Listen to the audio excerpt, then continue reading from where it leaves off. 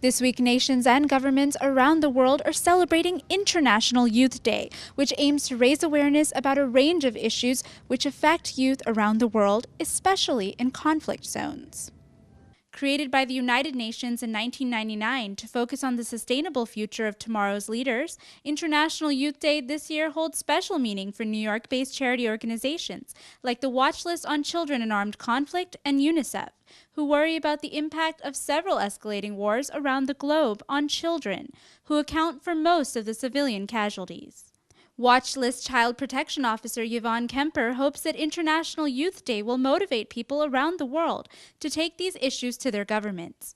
Currently, there are more than 50 known world conflicts. That oftentimes these issues are discussed, and it's in very theoretical terms and very political terms, and rarely is there much attention paid to what is actually happening to the civilian population. What does it mean to a family to be entirely disrupted? There are aerial bombardments, there are abductions, there's sexual violence happening. So with all of that, children are particularly affected. Aside from actually being in the line of fire, the effects of living in a war-torn region on youth can be devastating. UNICEF program specialist Sharif Baaser recently returned from assisting families internally displaced from the recent violence erupting in Pakistan. Over 3 million people, some 40% of whom are children and youth, had to leave their home places and take refuge in other parts of the country. And the vulnerability of these IDPs or internally displaced people are quite numerous. Youth in conflict zones lack everything from basic needs like food, water, and shelter to proper education and motivation. According to British-based charity Save the Children, more than 20% of the total number of students in Iraq are unable to go to school due to continued sectarian violence and poor resources. Well, for example, if you look at Afghanistan, one of the main concerns there are the attacks against schools. So that means through aerial bombardments, but also through anti-government forces.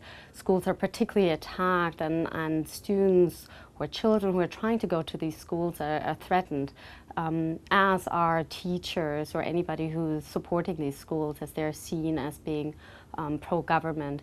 So children are regularly deprived of their right to education. A growing concern in conflicts in the Middle East and Africa has also been the recruitment of orphans or abduction of minors into taking part in the wars themselves.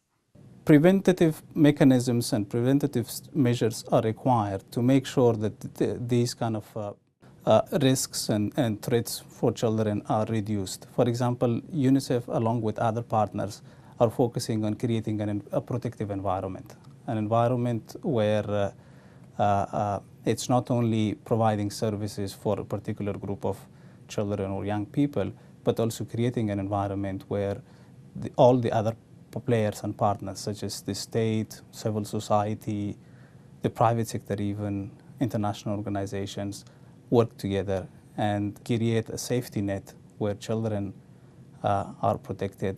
Now, many of these issues affecting youth around the world are addressed by the United Nations Millennium Development Goals. We'll be bringing you more coverage of this when the United Nations holds its General Assembly in September. Reporting for KSA2, this is Shruti Mathur in New York City.